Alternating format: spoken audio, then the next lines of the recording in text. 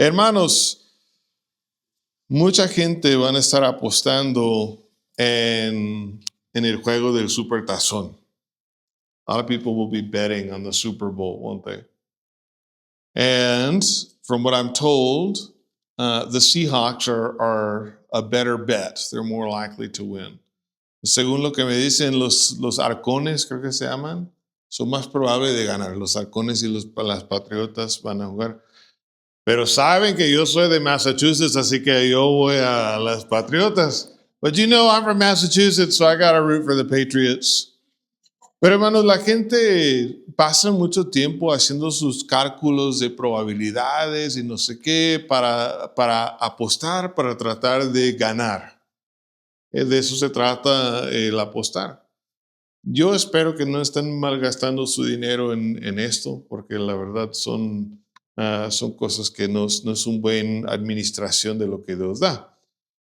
Now, a lot of people are going to bet money and they're going to run calculations to try and figure out who's most likely to win and do all of that. I hope that you're not wasting much or any of your money on this, right? Because this is probably not a good use and a good way to administer what the Lord has given to us. Pero es a esta tendencia y deseo de sacar cálculos para ganar que quiero que consideremos por un momento. But it's to that idea of trying to run a calculus to figure out how to win that I want you to think about. And I want to encourage you. Peter is going to tell us in this passage that doing the right thing is always the right call, because if you'll do that, you never lose. Pedro nos está diciendo, para los que quieren sacar cálculos, cuando se toca decidir entre el bueno y el malo, siempre se debe de ser el bueno, porque si haces el bueno, nunca vas a perder. Si haces el bueno, nunca vas a perder. Consideremos lo que dice en el versículo 13. ¿Quién es aquel que os podrá hacer daño si vosotros seguís el bien?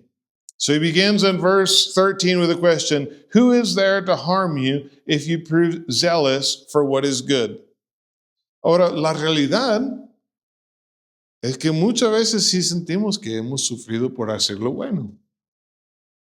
Pero también piénsalo, si tú haces lo bueno en esta vida, muchas veces también vas a ser reconocido por hacer lo bueno. A lo largo la gente se da cuenta. A lo largo la gente se da cuenta que es verdad, que es falso, quién estaba haciendo bien, quién estaba haciendo mal. Right? So we read that question, we go, well, there's a lot of people that would treat us poorly for doing what's good. That's true, but it's also true that generally speaking, the truth comes out. Generally speaking, if you do the right thing consistently, persistently, over time, people are probably actually going to see that, and they're going to appreciate that. I think that for what we're looking at today, Daniel and Joseph are remarkable stories. Of course, they are initially mistreated for doing what's right, consistently doing what's right.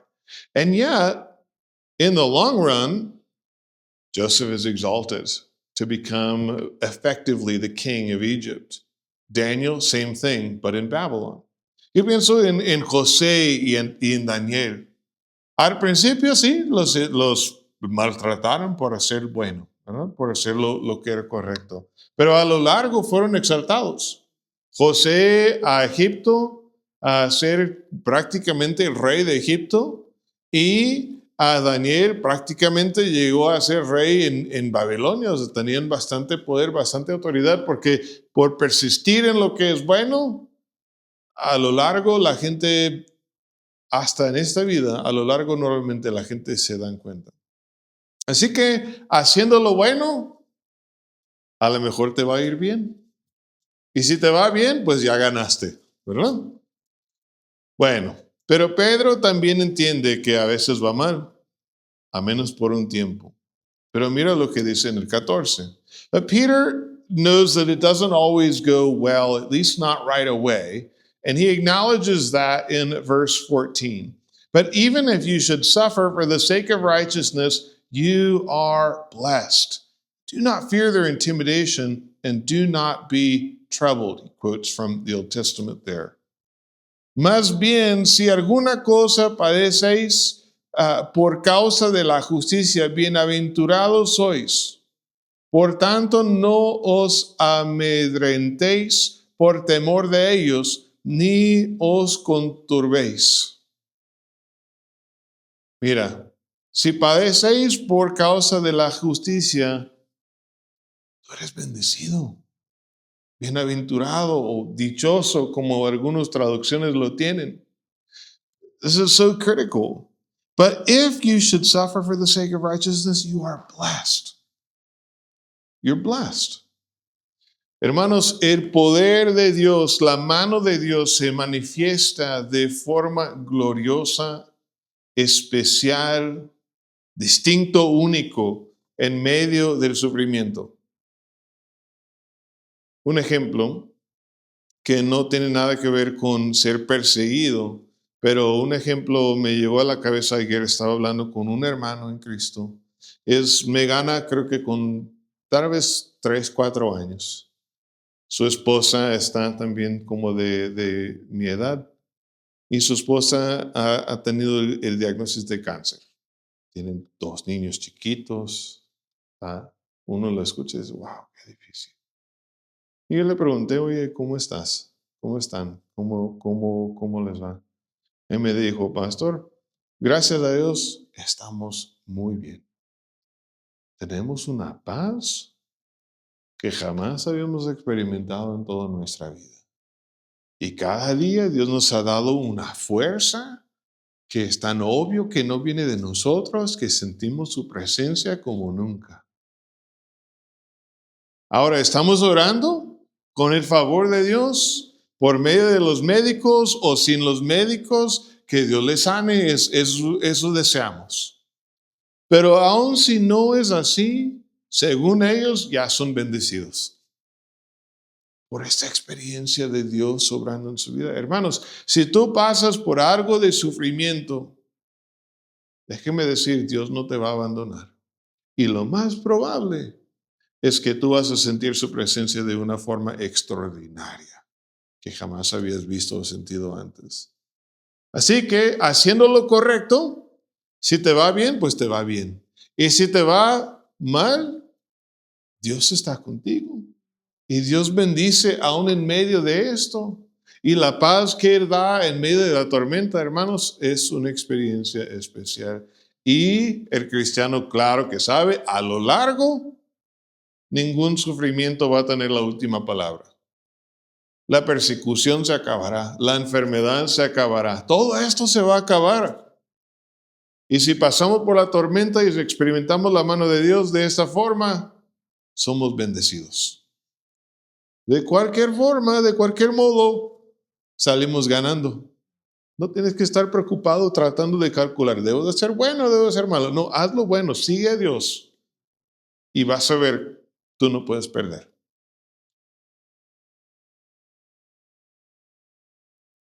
God works in ways that are spectacular, that are unique in the midst of suffering. An example that I just was made aware of yesterday. This person is not being persecuted, but they are going through trials and tribulation. It's a reminder of how God works in the midst of that. So a man, he's probably, I don't know, maybe 3, 4 years older than I am.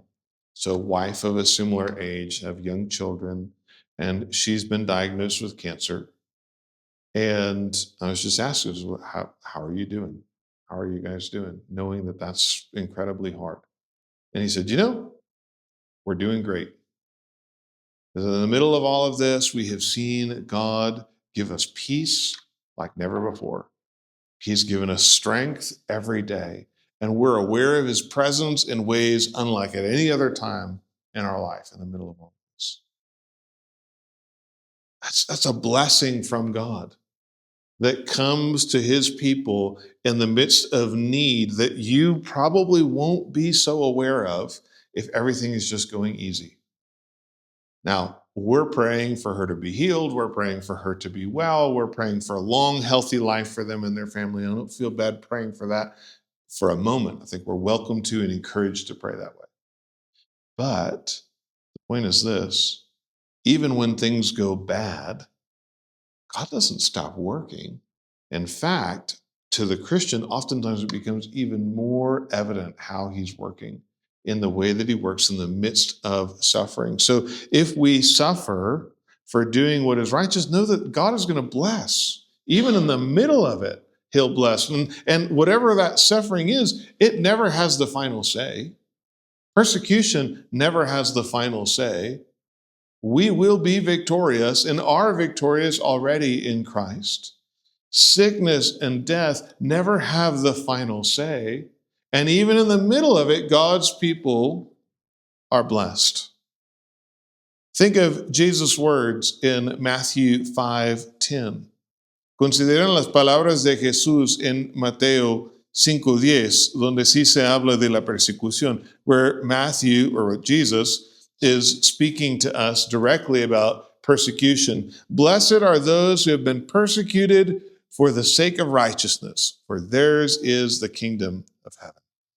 Bienaventurados los que padecen persecución por causa de la justicia, porque de ellos es el reino de los cielos. Oh, aunque parece que están perdiendo en esta vida, a lo largo ganan. It may look like they're losing in this life, but in the long run, they are winning. Persecution is to be expected, right? Paul is even more direct with Timothy in 2 Timothy 2, verse 12. La persecución, hermanos, no se debe de sorprender cuando viene. Pablo era muy directo con Timoteo, segundo de Timoteo 3:12, y también todos los que quieren vivir piadosamente en Cristo Jesús padecerán persecución. 2 Timothy 2:12, indeed all who desire to live godly in Christ Jesus will be persecuted. Not might be, not some, all, and will be. No algunos, sino todos. No quizás, sino serán. Es lo que es parte de. Pero hermano, no te desanimes. En ese momento, si tú sufres por hacer lo bueno, eres bienaventurado, eres bendecido. Dichoso tú. Nosotros sabemos, hermanos, que a lo largo Dios está haciendo que todas las cosas cooperen para nuestro bien. We understand that in the long run, God is working all things together for our good and for His glory, and the kingdom is ours. We win in Jesus. Nosotros ganamos, hermanos, en Cristo Jesús. Hermanos, entonces si no puedes perder, eso te da una esperanza que el mundo no entiende. So if you can't lose, right? So if you do the right thing, you cannot lose. Because either it'll just go well immediately for you, and well, then you didn't lose, or you'll suffer for it and be persecuted for it. And guess what? You'll be blessed in this life, and the kingdom of heaven is yours. So you still didn't lose. You cannot lose if you just do what God has told you to do and live in the plan that He has for you according to His standards of right and wrong. No puedes perder si haces lo bueno, entonces tenemos esperanza. So we have hope. We have a hope that the world doesn't understand. They don't get it. A lack of hope is a huge part, not the only part, but it's a huge part of the rampant anxiety and depression in our day. And the numbers are astounding. Una falta de esperanza no es la única parte, no es la única cosa que lo maneja, pero es muy conectado, hermanos, al hecho de que parece que todo el mundo está batallando de alguna forma con ansiedad y con depresión. ¿Por qué? No hay esperanza. ¿Cuántas personas conoces tú que están desesperados por algo, ansiosos por algo, o están decaídos tanto que están en depresión porque no tienen esperanza? How many people do you know that they are desperate, they are anxious, they are so deflated and defeated that they are depressed because they don't have hope? And so when Christians walk into life and just go, I'm going to follow Jesus and I can't lose. You go, where does that even come from? And they ask. And that's what Peter begins to talk about in verse 15. La esperanza del cristiano se nota entonces porque el cristiano se levanta todos los días y dice, yo voy a seguir a Jesús y yo no sé qué va a pasar, pero al final yo sé que yo no voy a perder. Yo voy a ganar. Esa puede ser tu actitud todos los días. Y si tú vives así, la gente se va a dar cuenta y se van a preguntar. Y de eso se trata versículo 15. And that's what verse 15 is about. Verse 15 says, but sanctify Christ. So don't be intimidated. Don't be troubled. Be a person of hope and sanctify Christ as Lord in your hearts, always being ready to make a defense or give an answer to everyone who asks to you to give an account for the hope that is in you, yet with gentleness and reverence. Hermanos, en vez de ser preocupados y afanados, debemos santificar a Dios como Señor en nuestros corazones y siempre estar preparados para presentar una defensa o dar una respuesta con mansedumbre y reverencia ante todo que os demande razón de la esperanza que hay en vosotros. Right? So we don't give in, we don't get intimidated, we don't get troubled. We set God apart. That's what it means to sanctify God. He's already holy. You're not making him more holy. Within the context of your heart, you set him apart as Lord. And you say, he's the king. I'm going to follow him. I do whatever he says, and I know I'm not going to lose. And you live that way. If you're going to do that, you need to be prepared to explain to people why you're so strange. En vez de ser intimidados, en vez de tener miedo, apartes a Dios, santificas a Dios. Dios ya es santo, tú no lo vas a hacer más santo, pero en tu corazón tú lo apartas como Señor, Rey, Jefe, encargado de tu vida. Y tú dices, yo le puedo seguir a Él, yo voy a servir a Él, y pase lo que pase, yo sé que no voy a perder. Debes estar listo para dar respuestas porque la gente te van a ver como raro. Y tú debes estar listo para defender o para contestar. Pero nota con qué actitud, hermanos. Con mansedumbre y reverencia. Con mansedumbre y reverencia, tú tranquilo, ¿verdad? Porque nuestra forma de hablar es bastante importante. Notice the way that we're supposed to respond. Gentleness, with a meekness, and with a reverence, so that we don't waste this opportunity. It's such an important opportunity. When you have hope and people go, that's strange, I want to know what that's about, don't miss the opportunity to speak the gospel by answering in a way that shuts things down, right? There is a wrong way to say the right things. Hay una manera equivocada de decir cosas que son verdades, ¿verdad? En un momento inapropiado, con un tono inapropiado, tú puedes decir cosas que literalmente son la verdad, pero de una forma que está mal. No, hermanos, lo que necesitamos es sazonar nuestra forma de hablar. Mira lo que dice Colosenses 4:6. Look at what Colossians 4:6 says. We need to season our speech. Colossians 4, verse 6.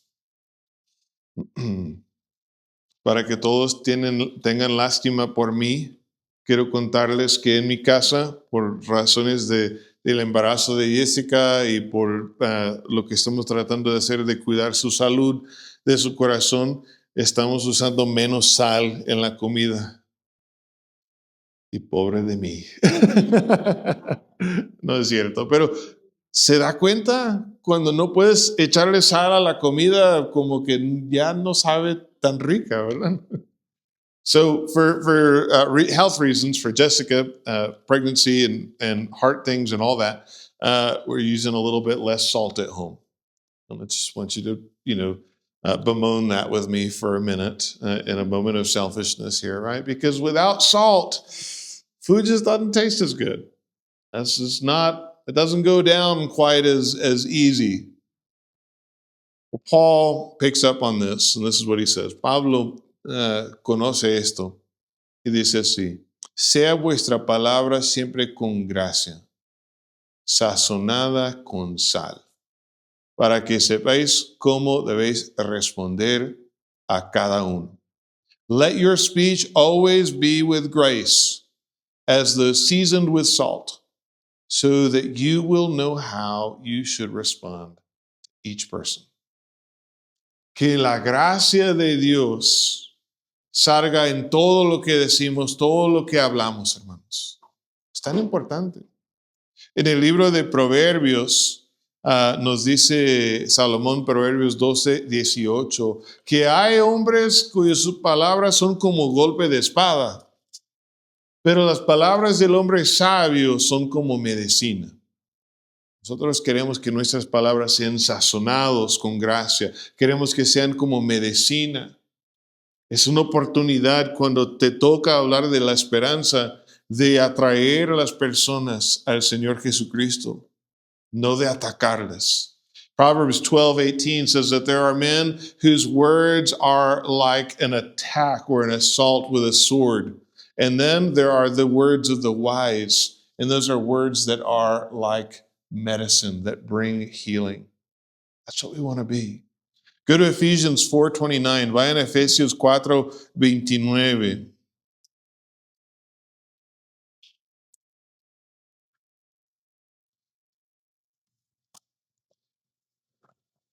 Let no unwholesome word proceed from your mouth, but only such a word as is good for edification according to the need of the moment, so that it will give grace to those who hear.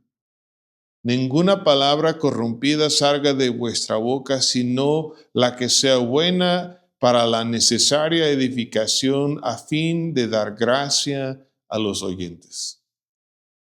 Así es como debemos hablar cuando nos toca hablar de nuestra esperanza. This is the way that we need to respond, particularly when we have this opportunity to speak of our hope. So where are we in the passage? ¿Dónde estamos en el pasaje? Haz lo correcto, ¿verdad? Porque si haces lo correcto delante de Dios, tú no pierdes. Si te tratan bien, bien. Si te tratan mal, eres bendecido. Y al final, el reino de Dios es tuyo, así que tú vive con esperanza, no bajo intimidación.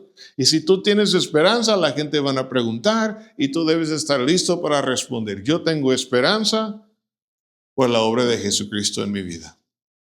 Yo tengo esperanza porque yo sé que algún día yo voy a vivir eternamente con Dios y todo este sufrimiento no se puede comparar con la gloria de la eternidad que Dios me ha prometido.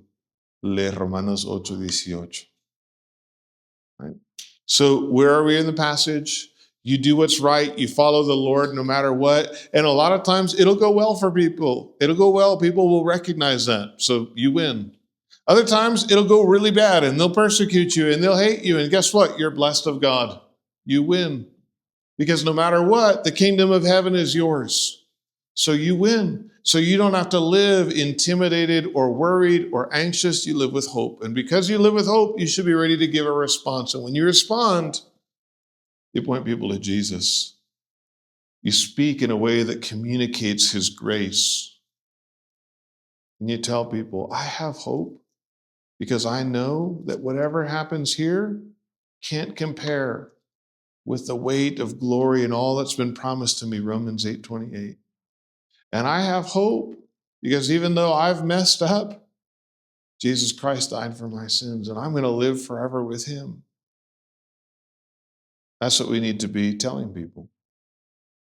Ahora es tan importante, hermanos, si vamos a hablar ¿De dónde viene nuestra esperanza? Que nos mantenemos en el buen camino. Y a este tema se regresa en el versículo 16. It's so important then, if we're going to speak where our hope comes from, that we stay on the right path and that we live with a good and fully functioning conscience. Again, willing to suffer if that's what's necessary for what is right. Necesitamos, hermanos, tener una conciencia que funciona. Mira lo que dice el versículo 16, primero de Pedro 3:16, ahora estamos de vuelta ahí. Dice, teniendo buena conciencia. ¿Qué es tu conciencia? La conciencia es la brújula, sí lo dije bien, batallé en Sonora. La brújula de la moralidad y ética en tu vida. Una brújula te dice dónde es el norte, para que te puedas ubicar en la mapa, para que puedas saber dónde estás y dónde debes de ir. What is a good conscience? Your conscience is effectively your moral compass, right? A compass tells you where north is so that you know where you are, so that you can know what to do, what the next thing is. You got to keep that compass working. Necesitas mantener esta brújula funcionando bien. Tienes que mantenerlo. Hermanos, si no tengamos cuidado, empiezas a tomar una mala decisión aquí, una mala decisión allá, y de repente empiezas a formar patrones malos en tu vida. If we're not careful, it's so easy to make a wrong decision over here and a wrong decision over there. And all of a sudden, the patterns of our life and our ethics are starting to get skewed and they get off. Right? You tell yourself, well, I'm just going to tell this little lie to get me out of this awkward situation. If you're not very careful, you'll tell another little lie. And all of a sudden, your good conscience is all out of whack and your moral compass stops working right. We are creatures of habit. Somos criaturas de hábito. En mi patio, los perros corren a la cerca seguido para ver quién sabe qué. Me he dado cuenta de algo curioso. Siempre llevan el mismo camino. Está el camino cortado ahí. Podrían desviar por otro lado, no hay nada que les impide, pero siempre van por el mismo camino. Y luego vienen las ovejas y ¿sabe qué? Van también por el mismo camino. Qué curioso, ¿verdad? Siempre por el mismo camino. Ahí está cortado ese camino y siempre pasan por ahí. Hermanos, somos igual. Formamos hábitos. Formamos hábitos y si te hace fácil mentir una vez, poco a poco, de repente ya estás echando mentiras cada rato. Ten cuidado. Cuida esta brújula de la ética en tu vida. No caes en la mentira de, bueno, voy a cambiarlo un poquito aquí. No, hay que mantener una buena conciencia, haciendo siempre lo que es correcto, para que en lo que murmuran de vosotros como malhechores sean avergonzados los que calumnian vuestra buena conducta en Cristo. Piénsalo. La historia de Daniel, que ya lo mencionamos. Todos que hablaron mal de él y estaban en contra de él, al final, ellos son los avergonzados. Ellos son los castigados. Tú sigue derecho, tú sigue al verdadero norte. We need to maintain this moral compass in our life, because we get off track and we say, well, I'm just going to do this once. I'm just going to watch this once. I'm just going to indulge in this once. I'm just going to lie this one time. We are creatures of habit, and very quickly those wrong decisions become habits and our compass stops working. In our land, so interesting, the dogs, they run on the same path all the time, and the sheep follow them and they run on that same. There's plenty of room, acres of room. They always go on the same path because they're creatures of habit. And so are we. And if you start to just mess with that a little bit, with what's right and what's wrong, well, I'll make a little compromise here and there, it'll very quickly turn into an ongoing habit. And Peter says that will ruin your testimony. Don't do that, right? And keep a good conscience. so that in the thing in which you are slandered, those who revile your good behavior in Christ will be put to shame. This is what happens in the long run. We see it, think again of the book of Daniel, right? Daniel is slandered, Daniel is maligned, and yet at the end of the story, it's the people who maligned him who end up in trouble. It's the people who maligned him who are shown to be exactly what they are. You just keep going true north to what is right before the Lord. Verse 17, versículo 17. For it is better if God should will it that you suffer for doing what is right than for doing what is wrong. Porque es mejor que padezcáis haciendo el bien, si es la voluntad, así lo quiere, que haciendo el mal. So again, you don't worry about it. You're going to win no matter what. Just do the right thing. Tú no te preocupes, tú nada más haz lo que es correcto. Vas a ganar de todas formas. Si Dios permite que sufres, vas a ser bienaventurado en el sufrimiento.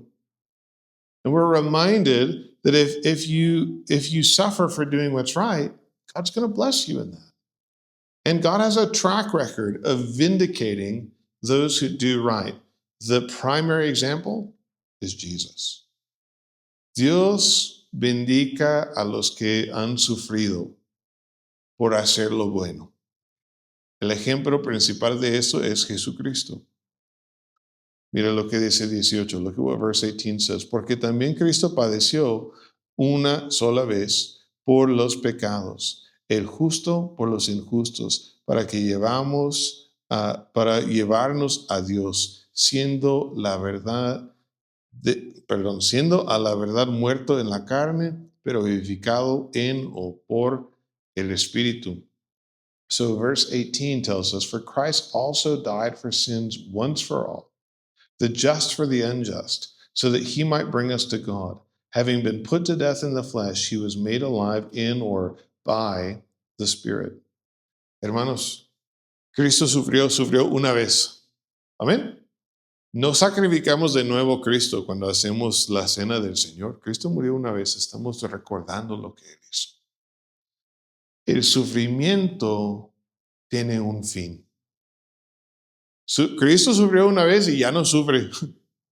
Y logró una meta gloriosa, por lo cual estaremos siempre agradecidos. Él nos salvó. Murió en nuestro lugar. So Jesus died once for all, right? We don't sacrifice Jesus again when we take the Lord's Supper. We remember what he did once for all. That's really important for a lot of different reasons. For Peter's argument, it's also important because it means that suffering is finite. Suffering is limited.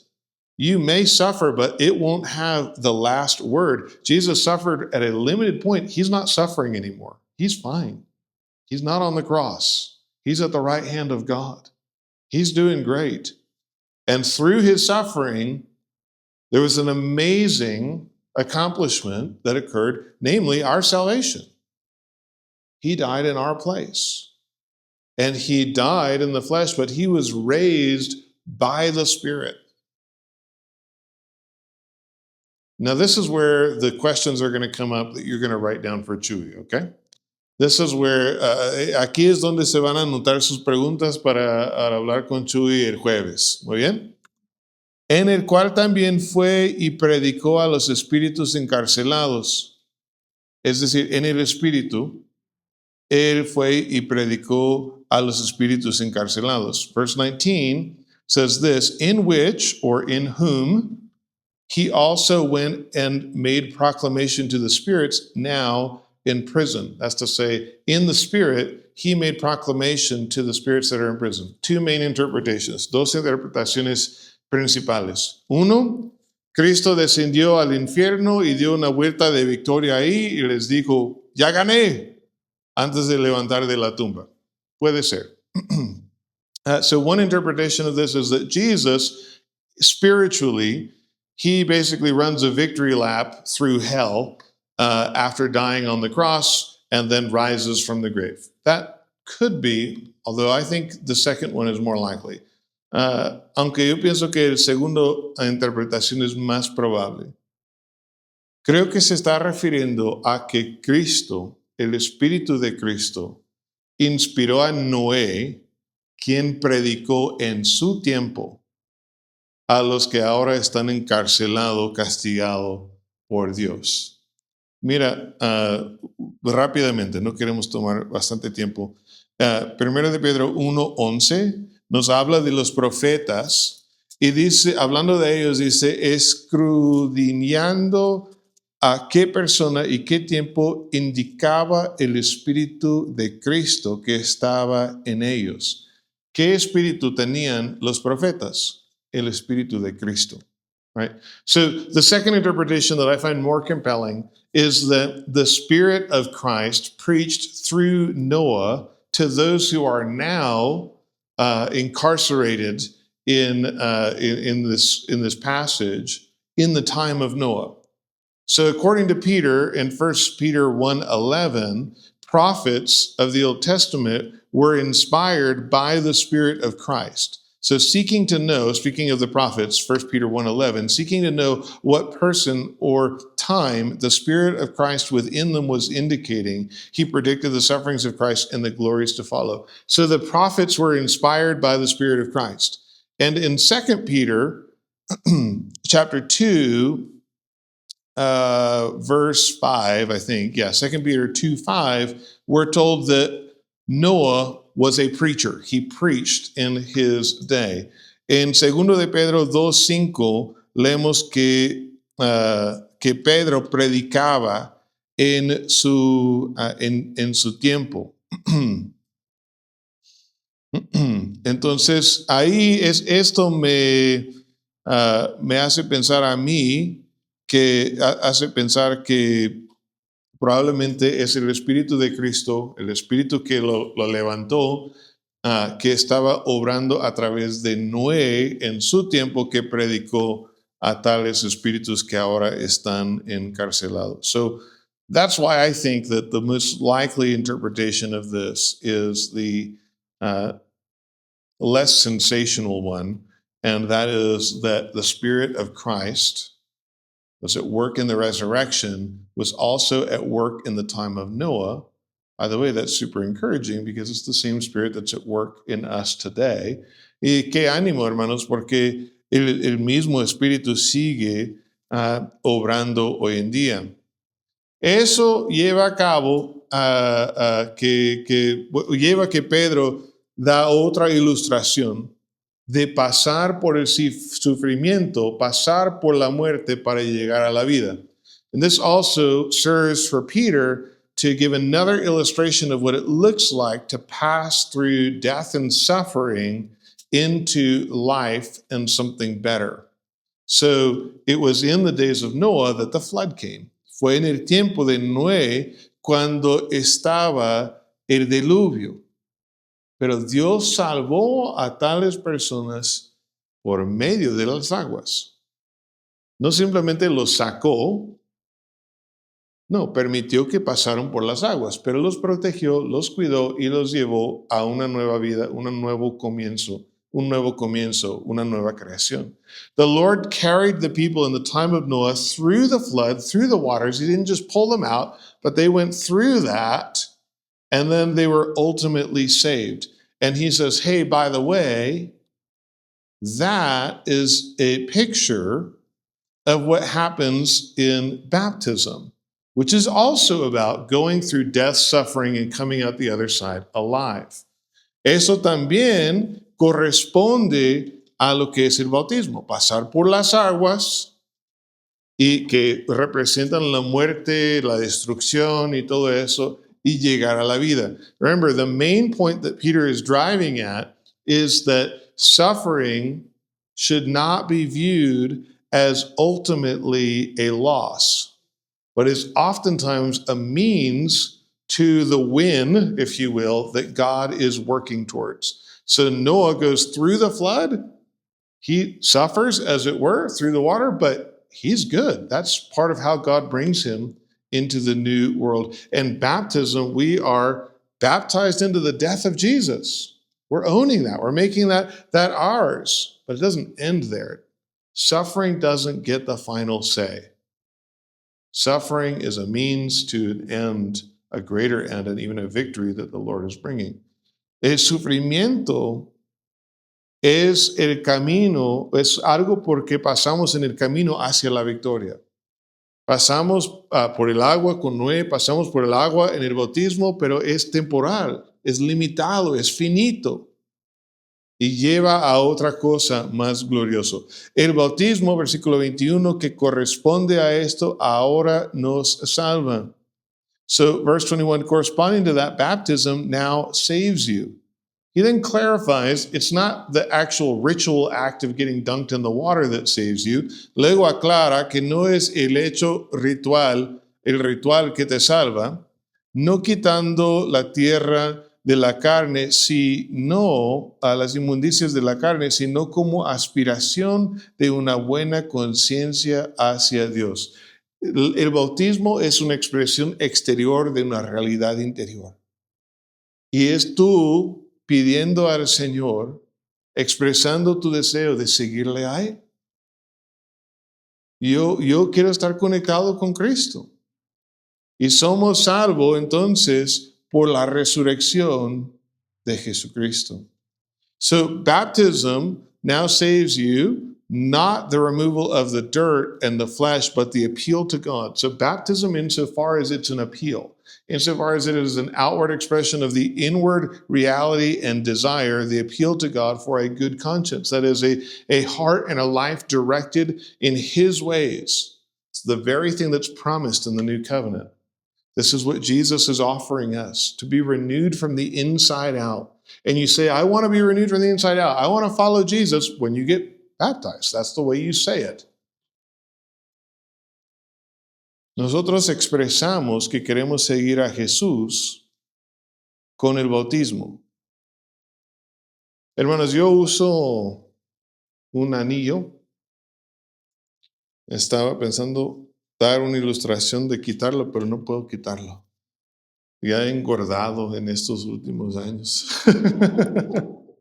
I have a wedding ring, and for an example, I was going to take it off, but I can't because there's more of me than there used to be when I got married. But we say in a wedding, right, in a ceremony, with this ring, I thee wed. Now, I think we probably understand that the ring doesn't actually make you married, but it is that it's a known, commonly accepted expression of your intent in marriage and a reminder of it. That's basically what baptism is, right? Baptism doesn't actually, the act of getting dunked in the water doesn't make you saved, but it is the thing that you do in the Bible to outwardly express that inward desire and intention to be united to God, to have a new heart, a new life, and be transformed from the inside out. Hermanos, con este anillo fue lo que cambiamos Jessica y yo en nuestra boda y usamos las palabras tradicionales. Con este anillo yo te desposo. Con este anillo nos casamos, ¿verdad? Pero no es el anillo en sí que nos hace un matrimonio, pero es una expresión exterior del deseo y la intención que teníamos en aquel día. Así es el bautismo. El bautismo es la expresión exterior típica, ordinaria, siguiendo el mandamiento de Jesús para expresar el deseo, Dios, yo quiero una nueva conciencia, yo quiero un nuevo corazón, yo quiero seguirte a ti, yo quiero vivir de acuerdo a tus enseñanzas. Total, este símbolo demuestra y nos recuerda que pasamos por el sufrimiento, pasamos por la muerte y llegamos a la vida. Hermanos, así es en la vida cristiana. El sufrimiento nunca tiene la última palabra. El pastor cuando te bautiza no te mantiene ahí bajo el agua, ¿verdad? Pasas por el agua y sales por el otro lado. Tal vez si me haces enojar ahí te detengo un ratito, pero no, el punto es que el sufrimiento, el juicio, todo eso es temporal. Y lo que dura es la vida nueva. Amen. So think about baptism, right? You don't stay underwater. That would be really bad. You would die, right? I don't hold you down. If you bug me a little bit, maybe I'll hold you down for a little bit, but it'll pull you up. And you go through the water. And then you spend the rest of your life in all eternity walking in the newness of life that is yours in Jesus Christ. Suffering doesn't have the final word. That's the main point for this conversation that Peter is making. And then he returns to Jesus and he says, let's think about Jesus again, because it's through the resurrection of Jesus that salvation actually works. Who is at the right hand of God, having gone into heaven after angels and authorities and powers have been subjected to him. Okay? On a practical level, Jesus is the pattern. Suffering doesn't win. Suffering is temporal. You do the right thing, even if it means suffering, you ultimately win. That gives you hope. That's the hope we want to communicate with gentleness and reverence to anybody who would ask us. And if you live that way, they'll ask. They'll ask because that's an extraordinary hope, a hope that goes beyond the grave. Hermanos, el punto del pasaje entonces se vuelve a dirigir nuestro pensamiento al Señor Jesucristo, que ha resucitado, quien habiendo subido al cielo está a la diestra de Dios y a él están sujetos los ángeles, autoridades y potestades. Su sufrimiento, el sufrimiento de Jesús era limitado, finito. Así es el sufrimiento para los que siguen el patrón de Jesucristo. Así que, hermano, no te desanimes y no te aterrorices, no te preocupes, no te vuelves ansioso si tienes que sufrir, porque el sufrimiento va a ser finito. Tú haz lo correcto, tú sigue al Señor y al final vas a ganar. Eso te dará una esperanza y si tú vives así, con esta esperanza, la gente va a preguntar, ¿por qué eres así? ¿Por qué eres diferente? Déjeme orar. Let me pray.